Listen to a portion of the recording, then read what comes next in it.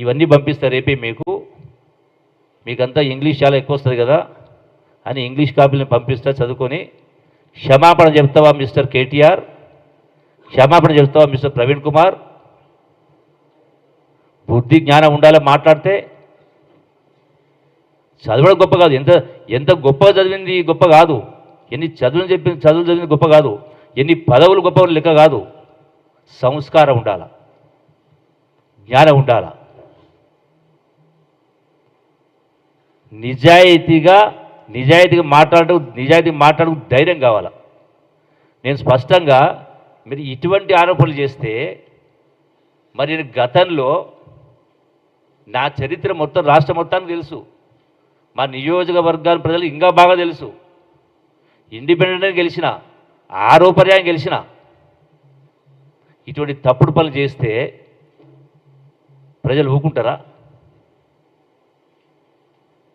ఆ మాత్రం జ్ఞానం లేదా?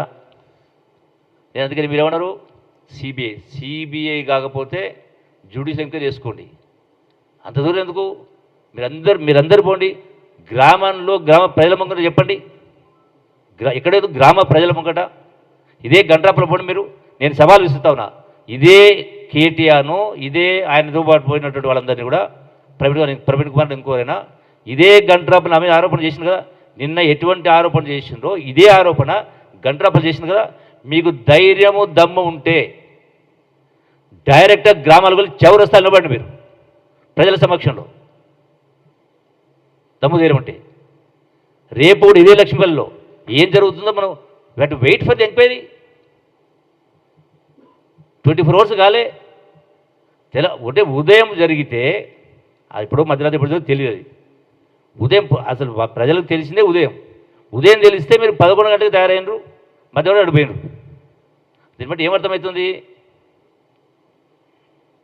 కనీసం నీవే మాట్లాడినావు పూర్వాపరాలు తెలుసుకుందామని, మళ్ళీ పూర్వాపరాలు తెలియకుండా ఎట్లా ఆరోపణ చేసినావు?